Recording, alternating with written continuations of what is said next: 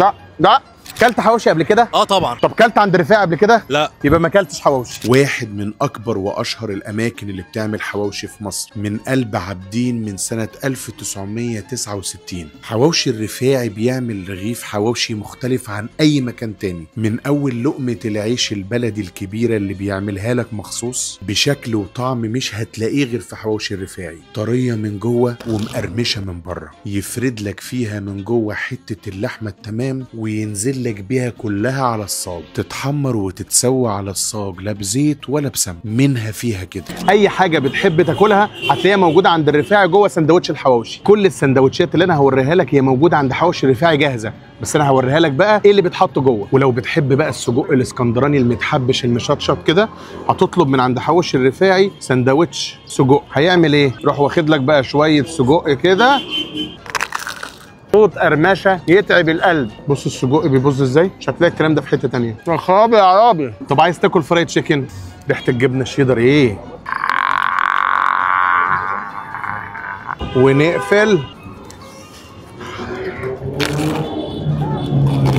لو بتحب الشاورما، ده حواوشي القوارمه، بيبقى حواوشي لحمه عادي وعليه شاورما. حط كده الشاورما جوه وتقفل ونودي.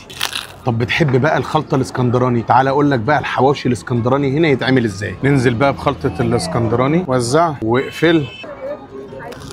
تحفه. طب بتحب بقى فطيره السجق كيري بسطرمه؟ تعال اقول لك بقى تعملها ازاي. بيفتح لك السندوتش كده وينزل لك بقى عليها بالكيري كده، افرد افرد. تعبت ولا لسه؟ ياخد البسطرمه بقى ويحط لك عليها البسطرمه. طبعا كله بيسالني دلوقتي هيتاكل ازاي، وريني بقى كده. شايفك اللي بتحب البرجر، برضه حواوشي الرفاعي ما زعلكش وعامل لك سندوتش حواوشي زي البرجر بالظبط. فتح لك سندوتش الحواوشي اللي عليه جبنه، وحط لك بقى قطعتين البيف بيكن الجمال دول وشويه المشروم، وبقى زي سندوتش البرجر. طبعا سندوتش البرجر ما يحلاش غير بصوص البيك تيست اهو. وبقى انا كده ما حرمتكش من حاجه، لحمه بيف بيكن مشروم خضار وصوص البيك تيست. فاضل ايه؟ نودي. خيال خيال. طب بتحب بقى الانتركوت؟ عملت لك بقى ميكس الانتركوت، بص عامل ازاي؟ تحفه. وانزل ونقفل، وزي ما احنا عارفين تحفه. ده سندوتش الحواوشي بتاع ويزو المفضل، حواوشي ميكس انتركوت. طب بتحب التركي؟ ده بقى حواوشي ميكس تركي، وزي ما احنا عارفين.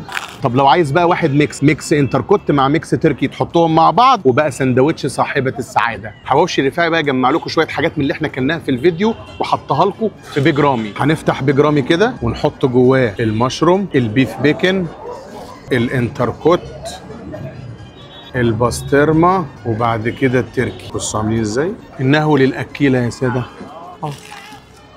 وده يا اصدقائي كان الدليل الكامل لحواوشي الرفاعي. شوف بقى هتطلب ايه لما تيجي، وقول لي في الكومنتات. بحبكم، يلا جوه.